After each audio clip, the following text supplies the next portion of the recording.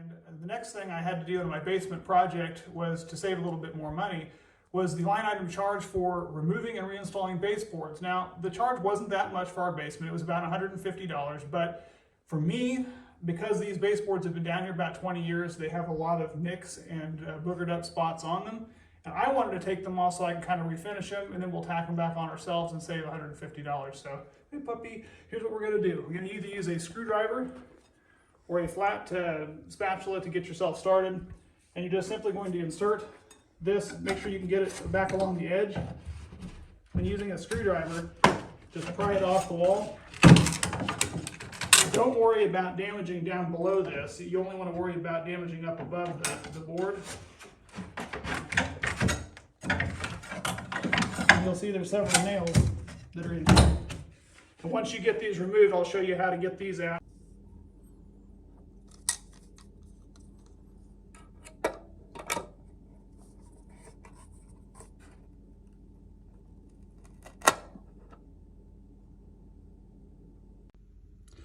By pulling these out of the back like that, a lot of times, not always, but a lot of times, it'll end up leaving the fill from the previous ones there, which is easy for you to then go ahead and refinish the top of this and shoot some new nails in.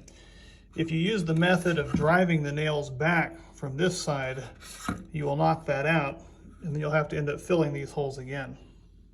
You might get a few little pesky ones that decide to stay in the wall because they ended up hitting that wood underneath this.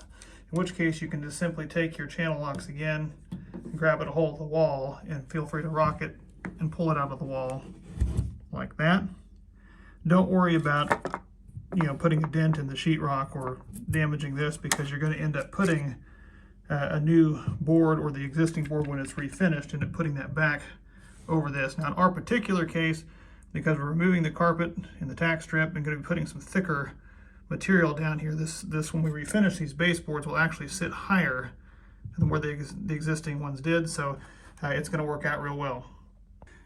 It's also a fantastic idea to number every single one of these that come off the wall in order clockwise or counterclockwise from the beginning of the room or project that you're in, and also place another indicating number on the wall somewhere that shows that that is in fact where that one goes.